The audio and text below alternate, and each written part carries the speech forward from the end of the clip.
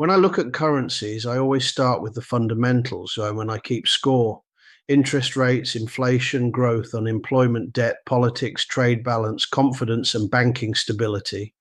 On that scoreboard, the United States beats the Eurozone by 6-4. Let's break it down.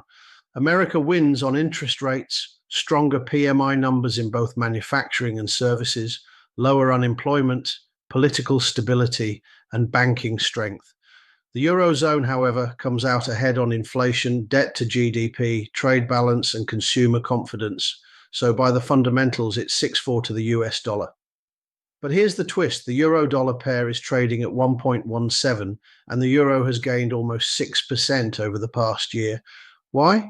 Because markets don't just trade today's data, they trade tomorrow's expectations. Traders believe the Federal Reserve will cut rates sooner than the European Central Bank. That weakens the dollar, even though today's numbers still look stronger. On top of that, positioning plays a role. Funds have been long dollars for years. Once the trade gets crowded, profit taking and rotation into euros drives the price higher. And don't forget politics. America is carrying risks of its own, from fiscal issues to debates over the Fed's independence. Investors hedge that risk by moving some capital back to Europe. Finally, Europe's trade surplus is quietly improving as energy costs ease, while the US runs a deficit. That flow of money supports the euro. So the truth is this: the euro isn't strong because Europe is booming.